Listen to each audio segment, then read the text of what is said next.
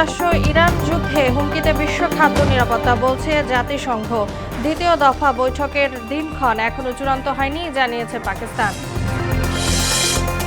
সমৃদ্ধ দেশ গড়তে জাতীয় ঐক্যের ডাক প্রধানমন্ত্রীর। খালেদা জিয়া সহ 15 ব্যক্তি ও 5 প্রতিষ্ঠানকে স্বাধীনতা পুরস্কার প্রদান। রাজনৈতিক মামলা প্রত্যাহারে পদক্ষেপ নেওয়া হয়েছে। সংসদে আইনমন্ত্রী, আদালতে ঝুলে আছে 40 লাখেরও বেশি মোকদ্দমা। এবং সংরক্ষিত নারী আসনে বিএনপির মনোনয়ন প্রত্যাশীদের সাক্ষাৎকার শুরু কাল। গণভোটের রায় বাস্তবায়নে কর্মসূচি ঘোষণা 11 দলের।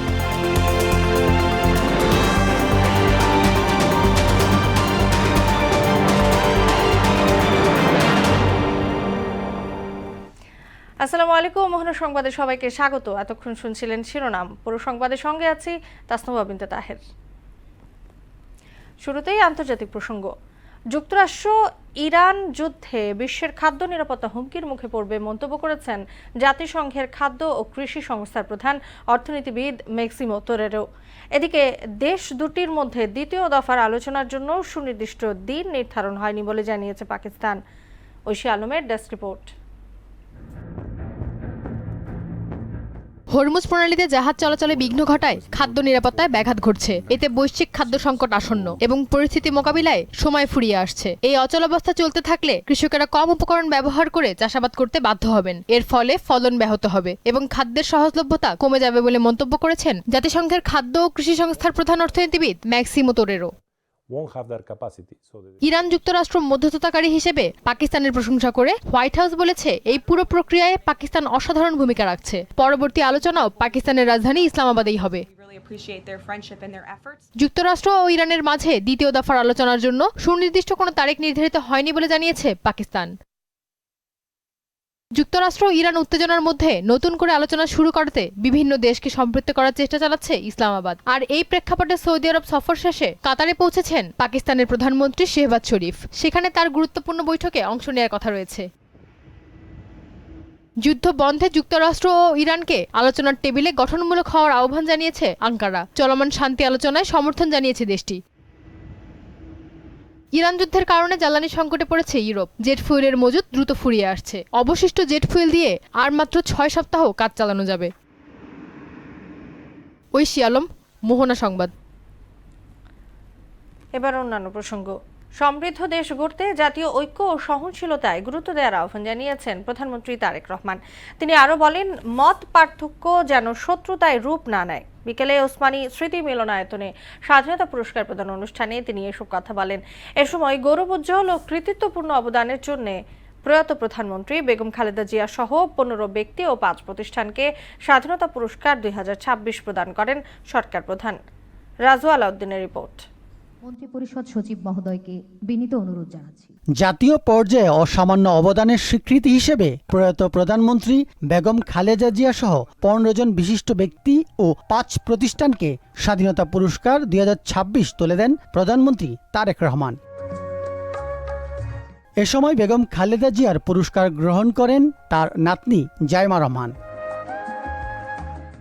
সমৃদ্ধ বাংলাদেশ গড়তে প্রতিশোধ, প্রতিহিংসা বা অযথা বিতর্ক নয়, বরং জাতীয় ঐক্য ও সাংস্কৃতিক গুরুত্ব দেওয়ার আহ্বান জানান প্রধানমন্ত্রী তারেক রহমান। প্রতিশোধ, প্রতিহিংসা কিংবা অযথা বিতর্ক নয়। শহীদ রাষ্ট্রপতি জিয়াউর রহমান বলতেন, জাতীয় ঐক্য আমাদের শক্তি, বিভাজন আমাদের দুর্বলতা। দেশের স্বার্থে অবশ্যই সে ব্যাপারে আমাদের সবাইকে অত্যন্ত সতর্ক থাকা জরুরি। তিনি আরও বলেন, মত ও পথের ভিন্নতা থাকতেই পারে, কিন্তু সেই ভিন্নতা যেন কখনোই শত্রুতার রূপ না নেয়। আমাদের পথ মত ভিন্ন হতে পারে, আমাদের মধ্যে বিভিন্ন ইস্যুতে বিতর্ক বিরোধ থাকতে পারে, তবে আমাদের মধ্যেকার বিতর্ক বিরোধ যেন শত্রুতায় রূপ না নেয়। মুক্তিযুদ্ধ, শিক্ষা, বিজ্ঞান ও প্রযুক্তি, চিকিৎসা, সাহিত্য, সাংস্কৃতিক, ক্রীড়া, পল্লী উন্নয়ন, সমাজসেবা ও জনপ্রশাসন সহ বিভিন্ন ক্ষেত্রে গুরুত্বপূর্ণ অবদানের জন্য প্রতি বছর স্বাধীনতা পুরস্কার দেয়া হয়। পুঁথিগত পরিবর্তনের চেয়ে মানসিকতার পরিবর্তন অত্যন্ত বেশি জরুরি। বিএনপি সরকার যতবার রাষ্ট্র পরিচালনার সুযোগ পেয়েছে বারবার চেষ্টা করেছে এর প্রমাণ দিতে। রাজু আলাউদ্দিন, মোহনা সংবাদ। বৈশ্বিক যুদ্ধ 6 জুলাই পল্লী উন্নয়ন দিবস এবং 7 নভেম্বর বিপ্লব ও সংহতি দিবস হিসেবে পালনের সিদ্ধান্ত নিয়েছে সরকার। বৃহস্পতিবার সচিবালয়ে মন্ত্রিপরিষদের বৈঠক শেষে এ তথ্য জানান মন্ত্রিপরিষদ সচিব নাসিমুল গনি। বৈঠক শেষে ব্রিফিংয়ে তিনি জানান 6 জুলাই পল্লী উন্নয়ন দিবস হিসেবে পালন করা হবে, তবে এদিন সরকারি ছুটি থাকবে না। এছাড়া 7 নভেম্বর বিপ্লব ও সংহতি দিবস হিসেবে পালনের সিদ্ধান্ত নিয়েছে সরকার। সরকারি ছুটি হিসেবে দিনটি পালিত হবে। বৈঠকের আলোচনার বিষয়ে জানিয়ে মন্ত্রিপরিষদ সচিব বলেন, নবায়নযোগ্য জ্বালানি নীতিমালা 2025 নিয়ে বৈঠকে আলোচনা হয়েছে। 2030 সালের মধ্যে সোলার পাওয়ার দিয়ে 10,000 মেগাওয়াট বিদ্যুৎ উৎপাদনের পরিকল্পনা নিয়েছে সরকার। এর জন্য একটি কমিটি করা হয়েছে। এ সময় সরকার মধ্যপ্রাচ্য সংঘাতের ফলে সৃষ্ট পরিস্থিতিতে বর্তমান জ্বালানি সংকট মোকাবেলার চেষ্টা করছে বলেও উল্লেখ করেন মন্ত্রিপরিষদ সচিব নাসিমুল গনি। রাজনৈতিক হয়রানিমূলক মামলা প্রত্যাহারের পদক্ষেপ নেওয়া হয়েছে বলে জাতীয় সংসদের অধিবেশনে জানিয়েছেন আইনমন্ত্রী মোহাম্মদ আসাদুজ্জামান। এ সময় তিনি আরও জানান, 2025 সালের 31 ডিসেম্বর পর্যন্ত অধস্তন আদালতের 40,41,924টি মামলা বিচারাধীন রয়েছে। অন্যদিকে 5 লাখ সরকারি কর্মচারী নিয়োগের কর্মপরিকল্পনা জাতীয় সংসদে তুলে ধরেন জনপ্রশাসন প্রতিমন্ত্রী আব্দুল বারী। শামীমুজ্জামান চৌধুরীর রিপোর্ট। নিউ ইয়র্ক ভিত্তিক টাইম ম্যাগাজিনের বিশ্ব সেরা 100 প্রভাবশালী ব্যক্তির তালিকায় প্রধানমন্ত্রী তারেক রহমানের নাম অন্তর্ভুক্ত হয় তাকে অভিনন্দন জানিয়েছেন জাতীয় সংসদ। সংসদে বক্তব্য দিতে গিয়ে গৌরবময়ী অর্জনের কথা দেশবাসীকে অবহিত করেন চিফ হুইপ নুরুল ইসলাম মনি। গতকালকে টাইম ম্যাগাজিন পত্রিকায় বিশ্বের সেরা 100 ব্যক্তিত্বের মধ্যে আমাদের মাননীয় নেতা, আজকে সংসদ নেতা এবং প্রধানমন্ত্রী জনাব তারেক রহমান সাহেবের নাম আছে এবং তিনি সম্মানিত হয়েছেন। তিনি সম্মানিত মানে দেশকে সম্মানিত করা, তিনি এই জাতিকে সম্মানিত করেছেন। আমি তার জন্য আমার তরফ থেকে, সংসদের তরফ থেকে তাকে আন্তরিক মোবারকবাদ জানাচ্ছি। এদিকে অধিবেশনের প্রশ্নোত্তর পর্বে লিখিত জবাবে আইনমন্ত্রী মোহাম্মদ আসাদুজ্জামান বলেন, আওয়ামী লীগের আমলে রাজনৈতিক উদ্দেশ্য দায়ের করা হয়রানিমূলক মামলা প্রত্যাহারে সরকার সচেতন। এই লক্ষ্যে কার্যকর পদক্ষেপ গ্রহণ করা হয়েছে। অধস্তন আদালতে 2025 সালের 31 ডিসেম্বর পর্যন্ত 40,41,924টি মামলা বিচারাধীন বলেও জানান তিনি। বার কাউন্সিল একটি স্বায়ত্তশাসিত প্রতিষ্ঠান, আপনি জানেন। তারা স্বকীয়ভাবে স্বাধীনভাবে সিদ্ধান্ত নেন মাননীয় স্পিকার। আলাদা প্রশ্নের জবাবে 5 লাখ সরকারি কর্মচারী নিয়োগের কর্মপরিকল্পনা তুলে ধরেন জনপ্রশাসন প্রতিমন্ত্রী আব্দুল বারী। টেবিলে উত্থাপিত এক তারকাচিহ্নিত প্রশ্নের জবাবে তিনি বলেন, সরকারি দপ্তরে জনবল সংকট কাটাতে 6 মাস, 1 বছর ও 5 বছর মেয়াদী বিশেষ রোডম্যাপ তৈরি করা হয়েছে। দিনের কার্যসূচিভুক্ত রাষ্ট্রপতির ভাষণ সম্পর্কে এদিকে সংসদে বক্তব্য দিতে গিয়ে ব্রাহ্মণবাড়িয়া 2 আসনের সংসদ সদস্য রমিন ফারহানা বলেন, সরাইল উপজেলার 9টি ইউনিয়নে 3.5 লাখ মানুষের জন্য 50,000 একমাত্র হাসপাতালটি এখন রুগ্নদশা। সেখানে চিকিৎসক, কর্মচারী, ঔষধ এবং আধুনিক যন্ত্রপাতি চরম সংকট বলে জানান তিনি। ব্রাহ্মণবাড়িয়া জেলার সরাইল উপজেলার 9টি ইউনিয়নে প্রায় 3.5 লক্ষ মানুষের জন্য একটি হাসপাতাল আছে, যেটি মাত্র 50 শয্যা বিশিষ্ট, এবং সেই হাসপাতালটা নিজেই একটা রোগীর মতো, কারণ এখানে প্রয়োজনীয় সংখ্যক চিকিৎসক, কর্মচারী, চাহিদা মাফিক ওষুধ, অত্যাধুনিক যন্ত্রপাতি, এই সকল কিছুর সংকট বিদ্যমান। শামীমুজ্জামান চৌধুরী, মোহনা সংবাদ, ঢাকা। নিরপেক্ষ নির্বাচনের মাধ্যমে গঠিত সংসদ দেশের অগ্রগতিতে গুরুত্বপূর্ণ ভূমিকা রাখবে বলে আশা প্রকাশ করেছেন জাতীয় সংসদের স্পিকার মেজর অবসরপ্রাপ্ত হাফিজউদ্দিন আহমদ বীর বিক্রম। সকালে বরিশাল নগরীর সার্কিট হাউসে সাংবাদিকদের সঙ্গে মতবিনিময় শেষে একথা বলেন তিনি। অর্থনৈতিক উন্নয়ন প্রসঙ্গে স্পিকার বলেন, গণতান্ত্রিক ব্যবস্থার মাধ্যমেই টেকসই অর্থনৈতিক উন্নয়ন সম্ভব। গণতন্ত্রের মাধ্যমেই আমাদের অর্থনৈতিক অগ্রগতি অর্জন করা সম্ভব বলে আমি বিশ্বাস করি। বর্তমানে একটি অত্যন্ত সুন্দর নিরপেক্ষ নির্বাচনের মাধ্যমে একটি সংসদ গঠিত হয়েছে। সংসদের সবেমাত্র কাজ শুরু। এই সংসদ আশা করি বাংলাদেশকে সমৃদ্ধির পথে এগিয়ে নিয়ে যেতে সক্ষম হবে। 16 বছরের স্বৈর শাসনের পর ছাত্র জনতা, ছাত্রদের অভিভাবকরা, সাধারণ মানুষ রাজপথে নেমে যেভাবে এই মাফিয়াতন্ত্রের অবসান ঘটিয়েছে, সেটি বাংলাদেশের জন্য এক গৌরবময় অধ্যায়। ত্রয়োদশ জাতীয় সংসদের সংরক্ষিত নারী আসনের বিএনপির মনোনয়ন প্রত্যাশীদের সাক্ষাৎকার আগামীকাল শুরু হবে বলে জানিয়েছেন বিএনপির যুগ্ম মহাসচিব রুহুল কবির রিজভী। বৃহস্পতিবার বিকেলে নয়াপল্টনে দলের কেন্দ্রীয় কার্যালয়ে একথা জানান তিনি। এ সময় তিনি আরও বলেন, গুলশান কার্যালয়ে বিকেল ৩টায় রংপুর, রাজশাহী, বরিশাল, ফরিদপুর, খুলনা এবং শনিবার চট্টগ্রাম, সিলেট, কুমিল্লা, ঢাকা ও ময়মনসিংহ বিভাগের প্রার্থীদের সাক্ষাৎ অনুষ্ঠিত হবে। এতে দলের চেয়ারম্যান ও প্রধানমন্ত্রী তারেক রহমান সভাপতিত্ব করবেন বলেও উল্লেখ করেন তিনি। আগামীকাল শুক্রবার ৩টা থেকে এবং আগামী পরশুদিন শনিবার ৩টা থেকে যারা মনোনয়নপত্র জমা দিয়েছেন, দলীয় ফর্ম যারা জমা দিয়েছেন তাদের করবেন, সাক্ষাৎকার গ্রহণ করা হবে। দলের যেটি মনোনয়ন বোর্ড তারা সেই সাক্ষাৎকার গ্রহণ করবেন। প্রধানমন্ত্রী, দলের চেয়ারম্যান তার সভাপতিত্বে যে মনোনয়ন বোর্ড অর্থাৎ আমাদের জাতীয় স্থায়ী কমিটির সদস্যবৃন্দ তারা উপস্থিত থাকবেন। জুলাই সনদ বাস্তবায়নের দাবিতে আবারও রাজপথে ধারাবাহিক কর্মসূচি দিয়েছে বিরোধী দল। বৃহস্পতিবার সকালে রাজধানী মগবাজারে আল ফালাহ মিলনায়তনে 11 দলীয় জোটের শীর্ষ নেতারা নতুন কর্মসূচি নির্ধারণ করেন। বৈঠক পরবর্তী সংবাদ সম্মেলনে জানানো হয় 18 এপ্রিল থেকে 2 মে পর্যন্ত টানা কর্মসূচি চলবে। এ সময় জামায়াতের সেক্রেটারি জেনারেল মিয়া গোলাম পরোয়ার বলেন, জুলাই সনদের গণরায় বাস্তবায়ন না করে ইউ-টার্ন নিয়েছে সরকার। আরও জানাচ্ছেন উষা ফেরদৌস। রাজধানীর মগবাজারে আল ফালাহ মিলনায়তনে চলমান আন্দোলন পরবর্তী কর্মসূচি নির্ধারণের লক্ষ্যে বৈঠকে বসে 11 দলীয় ঐক্য। জামায়াতে ইসলামী আমির ডাক্তার শফিকুর রহমানের সভাপতিত্বে বৈঠকে অংশ নেন জাতীয় নাগরিক পার্টির আহ্বায়ক নাহিদ ইসলাম সহ জোটের অন্যান্য শীর্ষ নেতারাও।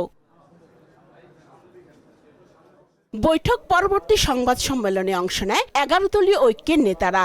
গণভোট বাস্তবায়ন ও চলমান আন্দোলনের পরবর্তী কর্মসূচির ঘোষণা করেন জামায়াতের সেক্রেটারি জেনারেল মিয়া গোলাম পরোয়ার। প্রত্যেকটি বিভাগীয় শহর এবং গুরুত্বপূর্ণ জেলা সদরে 18 থেকে আগামী 2রা মে পর্যন্ত 18 এপ্রিল থেকে লিফলেট বিতরণ এবং সেমিনারের আয়োজন চলবে জেলায় জেলায় এবং বিভাগে বিভাগে। বাংলাদেশের প্রত্যেকটি বিভাগীয় শহরে 11 দলের উদ্যোগে সেই বিভাগের অধীন সমস্ত জেলার 11 দলের যৌথ সহযোগিতা এবং ব্যবস্থাপনায় বিশাল বিশাল সমাবেশ অনুষ্ঠিত হবে বিভাগীয় সদরগুলোতে এই 2রা মের পর থেকে।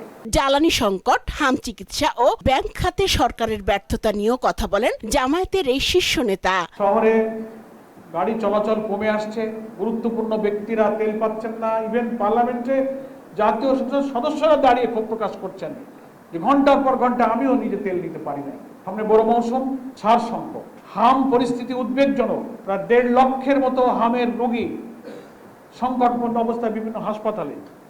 স্বাস্থ্য খাত একেবারেই ভেঙে পড়েছেন। বিরোধী দল বিভাগীয় ও রাজধানীতে মহাসমাবেশের ডাক দিতে পারে বলেও জানান সেক্রেটারি জেনারেল। রাজধানীতে 11 দলের উদ্যোগে একটা বিশাল জাতীয় মহাসমাবেশের আয়োজন করে শীর্ষ নেতৃবৃন্দ পরবর্তী দফার কর্মসূচি ইনশাআল্লাহ ঘোষণা করবে। উষা ফেরদৌস, মোহনা সংবাদ, ঢাকা। দেশজুড়ে হাম ও এর উপসর্গে আক্রান্ত হয়ে মৃত্যু উদ্বেগজনক হারে বেড়েই চলেছে।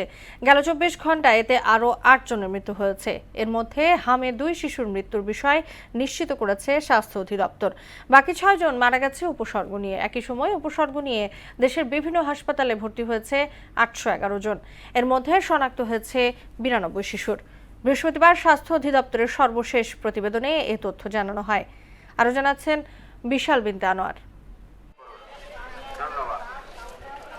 রাজশাহী মেডিকেল কলেজ হাসপাতালে হামের উপসর্গ নিয়ে এক শিশুর মৃত্যু হয়েছে। গেল 24 ঘন্টায় নতুন করে ভর্তি হয়েছে 11 জন। বর্তমানে চিকিৎসাধীন রয়েছে 145 জন। রাজশাহী মেডিকেলের তথ্য অনুযায়ী এই পর্যন্ত হামে মৃত্যু হয়েছে 51 জনের। বরিশাল শেরেবাংলা মেডিকেল কলেজ হাসপাতালে গেল 24 ঘন্টায় চিকিৎসাধীন অবস্থায় এক শিশুর মৃত্যু হয়েছে। এই নিয়ে বরিশাল বিভাগে মৃত্যুর সংখ্যা দাঁড়ালো 18 জনে। সংক্রমণ বাড়লেও সরকারি হাসপাতালে সুচিকিৎসা পাচ্ছেন না বলে অভিযোগ করেছেন স্বজনরা। সিট তো পাই নাই, তারপরে এত ধুলা বালি মানে ময়লা, যার জন্য মানে আরো বাচ্চা অসুস্থ হয়ে যাইতে আছে। 3 রাত শেষ হয়েছে, আজকে 4 দিনে পড়ছে। কিন্তু আমার বাচ্চা আমি সুস্থ দেখি না। এখানে এসে চিকিৎসা মানে ওরকম ভাবে চিকিৎসা ঠিক করে পাওয়া যায় না, আরো অনেক গ্যাদারিং। চিকিৎসকরা বলছেন হঠাৎ করে হামের প্রকোপ বেড়ে যাওয়ায় চিকিৎসা দিতে গিয়ে চ্যালেঞ্জের মুখে পড়ছেন তারা। 1000 বেডের হাসপাতাল হলো, এখানে রোগী থাকে সবসময় 2000+। তো এত জনবসতি পূর্ণ বা এত ঘনবসতির একটা মেডিকেল কলেজে আসলে হামের রোগীকে আইসোলেট করে রাখা এবং এর বিস্তার রোধ করাটাই একটা বড় চ্যালেঞ্জ। কুমিল্লা মেডিকেল কলেজ হাসপাতালে হাম রোগে আক্রান্ত হয়ে 9 মাস বয়সী এক শিশুর মৃত্যু হয়েছে। বিষয়টি নিশ্চিত করেছেন কুমিল্লা মেডিকেল কলেজ হাসপাতালের পরিচালক ডাক্তার মাসুদ পারভেজ। চাঁপাইনবাবগঞ্জে নতুন করে হামের উপসর্গ নিয়ে আরও 19 জন হাসপাতালে ভর্তি হয়েছেন। এ নিয়ে ভর্তি রোগীর সংখ্যা দাঁড়িয়েছে 721 জনে। 250 শয্যা বিশিষ্ট চাঁপাইনবাবগঞ্জ জেলা হাসপাতালে সব মিলিয়ে 75 জন রোগী চিকিৎসাধীন রয়েছেন। হাম হবে এটা নিয়ে আতঙ্কিত হওয়ার দরকার নাই, তবে সেটা যেহেতু এখন মহামারী আকার রূপ নিয়েছে, এটা মাথায় প্রথমে আনতে হবে যে এটা হাম হতে পারে। নেত্রকোনায় হাম ও হামের উপসর্গ নিয়ে হাসপাতালে আসা রোগীর সংখ্যা 218 জন। বর্তমানে হাসপাতালের আইসোলেশন ওয়ার্ডে চিকিৎসাধীন রয়েছেন 21 জন। ময়মনসিংহ মেডিকেল কলেজ হাসপাতালে হামে আক্রান্ত হয়ে নতুন রোগী ভর্তি হয়েছে 33 জন। সিরাজগঞ্জ জেলায় গেল 24 ঘন্টায় নতুন করে 8 জন হামের উপসর্গ নিয়ে ভর্তি হয়েছে। হামের প্রকোপ থেকে রক্ষা পেতে জনসাধারণকে সতর্ক থাকার পাশাপাশি শিশুদের সময়মতো টিকা দেওয়ার আহ্বান জানিয়েছেন চিকিৎসকরা। মিশাল বিনতে আনোয়ার, মোহনা সংবাদ। আওয়ামী লীগ সরকারের শাসনামলে শতাধিক গুম ও হত্যার ঘটনায় অভিযুক্ত সাবেক সেরা কর্মকর্তা মেজর জেনারেল জিয়াউল আহসানের বিরুদ্ধে তৃতীয় সাক্ষীর জেরা শেষ। পরবর্তী সাক্ষ্য গ্রহণের জন্য 22 এপ্রিল দিন ধার্য করেছেন ট্রাইব্যুনাল। দুপুরে ট্রাইব্যুনাল 1-এর চেয়ারম্যান বিচারপতি মোহাম্মদ গোলাম মর্তুজা মজুমদারের নেতৃত্বে 3 সদস্যের বিচারিক প্যানেলে সাক্ষীর জেরা শেষ হয়। আর যশোরে চৌগাছায় 2 ছাত্র শিশু নেতাকে গুলি করে আহত করার ঘটনায় মামলার আনুষ্ঠানিক অভিযোগ গঠনের আদেশের জন্য 20 এপ্রিল দিন ধার্য করেছেন ট্রাইব্যুনাল। শিগগিরই জাতীয় সম্প্রচার নীতিমালা চূড়ান্তের উদ্যোগ নিয়েছে সরকার। বৃহস্পতিবার সচিবালয়ে তথ্য সচিবের সঙ্গে বৈঠক শেষে একথা জানান টেলিভিশন মালিকদের সংগঠন এটকো এবং কেবল অপারেটরদের সংগঠন কোয়াবের নেতারা। তারা বলেন, বৈঠকে সম্প্রচার নীতিমালা সংশোধন নিয়ে আলোচনা হয়েছে। বলেন, সম্প্রচার নীতিমালায় কিছু ভাষাগত পরিবর্তন করা হচ্ছে। এর পাশাপাশি মুক্তিযুদ্ধের সঙ্গে গণ অভ্যুত্থানের ইতিহাস সংযোজন করা হবে। এছাড়া বেসরকারি টেলিভিশনকে পে চ্যানেলে রূপান্তর নিয়ে আলোচনা হয়েছে। তারা বলেন, ডিজিটালাইজেশন হলে স্বয়ংক্রিয়ভাবে টেলিভিশনের টিআরপি জানা যাবে। সরাসরি গ্রাহকের কাছ থেকে আয় পাবে টেলিভিশন, সঙ্গে বিপুল রাজস্ব আয় করবে সরকার। সম্প্রচার নীতিমালা আগামী 1-2 সপ্তাহের মধ্যে যাতে এটা করা যায় সেই বিষয়ে আলোচনা হয়েছে এবং সিদ্ধান্ত গৃহীত হয়েছে। ডিজিটালাইজেশন না হলে, পে চ্যানেল না হলে কিন্তু ইন্ডাস্ট্রি বাঁচবে না। সেটা খুবই গুরুত্বপূর্ণ। সেই বিষয়ে আমরা আজকে আবারও তাগিদ দিয়েছি যাতে এটা, তো ওনারা কথা দিয়েছে যে খুব শীঘ্রই এটা নিয়ে বসবে এবং কাজ করবে। রাজধানীর হাতিরঝিলে বর্ণাঢ্য আয়োজনের মধ্য দিয়ে উদযাপিত হয়েছে বাঙালির প্রাণের উৎসব বাংলা নববর্ষ। রাজধানী উন্নয়ন কর্তৃপক্ষ রাজুক এর উদ্যোগে এবং বিকাশের পৃষ্ঠপোষকতায় 2 দিনব্যাপী এ উৎসবে ছিল নানা আয়োজন। উৎসবের উদ্বোধন করেন গৃহায়ন ও গণপূর্ত প্রতিমন্ত্রী আহমদ সোহেল মঞ্জুর এবং রাজুকের চেয়ারম্যান ইঞ্জিনিয়ার মোহাম্মদ রিয়াজুল ইসলাম। সকালে বৈশাখী গান দিয়ে শুরু হওয়া অনুষ্ঠান জুড়ে ছিল সাংস্কৃতিক পরিবেশনা, গ্রামীণ আবহে মেলা এবং দর্শকদের জন্য বিশেষ আকর্ষণ ঐতিহ্যবাহী নৌকা বাইচ প্রতিযোগিতা। নতুন প্রোডাক্ট লঞ্চ উপলক্ষে রাজধানীর গুলশান 1-এ বিশেষ আয়োজন করে সার্ফ এক্সেল। এ উপলক্ষে সকালে ইউনিমার্ট গুলশান 1 এবং স্বপ্ন গুলশান 1-এ দিনব্যাপী নানা কার্যক্রম চলে। লঞ্চিং অনুষ্ঠানে অংশ নেন সার্ফ এক্সেলের ব্র্যান্ড অ্যাম্বাসেডর জামাল ভুইয়া। সশরীরে উপস্থিত হয়ে ভক্তদের সঙ্গে সময় কাটান এবং আয়োজনে অংশ নেন। দিনব্যাপী ক্রেতা ও দর্শনার্থীদের ব্যাপক আগ্রহ দেখা যায়। নতুন প্রোডাক্ট সম্পর্কে তারা সরাসরি জানার সুযোগ পান। আমেরিকান স্ট্যান্ডার্ড ইন্টারন্যাশনাল স্কুলে আনন্দঘন পরিবেশে উদযাপিত হলো বাংলা নববর্ষ 1433। রাজধানীর গুলশানে স্কুল ক্যাম্পাসে বর্ণাঢ্য সাংস্কৃতিক অনুষ্ঠানের মধ্য দিয়ে নববর্ষ উদযাপন করা হয়। এতে বিদ্যালয়ের শিক্ষার্থী, শিক্ষক, অভিভাবক ও কর্মচারীরা অংশ নেয়। অনুষ্ঠানে গান, কবিতা আবৃত্তি, নৃত্য, ফ্যাশন শো, যেমন খুশি তেমন সাজো ও নাটক পরিবেশনা করে ক্ষুদে শিক্ষার্থীরা। উদ্বোধনী বক্তব্যে স্কুলের প্রিন্সিপাল মিস লরি বাঙালি সংস্কৃতি ও ঐতিহ্য ধরে রাখার উপর গুরুত্ব আরোপ করেন। We all celebrate the occasion of the harvest, and which is why the farmers in the Mughal times were able to pay their taxes to the leader. And I hope you all enjoy their performances, and this is all I'm going to say. Thank you and welcome. আবারও আন্তর্জাতিক প্রসঙ্গ। Hormuz প্রণালী ঘিরে উত্তেজনা আরও বাড়ছে। যুক্তরাষ্ট্রের নৌ অবরোধের পর এবার পাল্টা হুঁশিয়ারি দিয়েছে ইরান। হরমুজে দখলদারিত্ব অব্যাহত রাখার কথা জানায় দেশটি। এমন পরিস্থিতিতে এই প্রণালীতে জাহাজ চলাচল স্বাভাবিক করতে প্রয়োজনীয় পদক্ষেপ নিতে ইরানকে আহ্বান জানিয়েছে চীন। এদিকে যুদ্ধবিরতির জন্য বৈঠকে বসেছে ইসরায়েল ও লেবানন। খেলার খবর। সাবেক অধিনায়কদের সম্মানার্থে নতুন আয়োজন করেছে ক্রিকেট বোর্ড। বাংলাদেশ দলকে নেতৃত্ব দেয়া পুরুষ ও নারী ক্রিকেটারদের ক্যাপ্টেন্স কার্ড দেবে বিসিবি। সাবেক অধিনায়কদের সম্মান জানাতে এক উদ্যোগ নেওয়া হয়েছে। দেশের ক্রিকেটকে নেতৃত্ব দেয়া পুরুষ ও নারী উভয় বিভাগের সাবেক অধিনায়কদের জন্য চালু করা হচ্ছে বিশেষ এই সম্মাননা। অ্যাডহক কমিটির সভাপতি হিসেবে দায়িত্ব নেয়ার পর বেশ কিছু উদ্যোগ নিয়েছেন তামিম ইকবাল। রাজধানীর একটি হোটেলে সন্ধ্যা 6টা থেকে জড়ো হতে থাকেন অতিথিরা। সাবেক ও বর্তমান অধিনায়কদের অংশগ্রহণে মিলন মেলায় পরিণত হয় এই আয়োজন। শেষ করব মোহনার সংবাদ। যাওয়ার আগে সুনামগুলো জানিয়ে দিচ্ছি আরও একবার।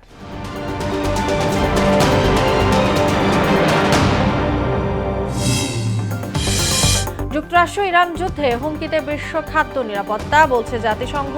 দ্বিতীয় দফা বৈঠকের দিনক্ষণ এখনো চূড়ান্ত হয়নি, জানিয়েছে পাকিস্তান। সমৃদ্ধ দেশ গড়তে জাতীয় ঐক্যের ডাক প্রধানমন্ত্রীর। খালেদা জিয়া সহ 15 ব্যক্তি ও 5 প্রতিষ্ঠানকে স্বাধীনতা পুরস্কার প্রদান। রাজনৈতিক মামলা প্রত্যাহারে পদক্ষেপ নেওয়া হয়েছে সংসদে। আইনমন্ত্রী। আদালতে ঝুলে আছে 40 লাখেরও বেশি মোকদ্দমা। এবং সংরক্ষিত নারী আসনে বিএনপির মনোনয়ন প্রত্যাশীদের সাক্ষাৎকার শুরু কাল। গণভোটের রায় বাস্তবায়নে কর্মসূচির ঘোষণা 11 দলের।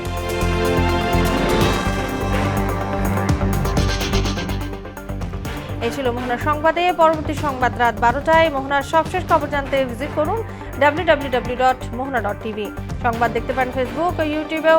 এতক্ষণ সঙ্গে থাকার জন্য ধন্যবাদ সবাইকে।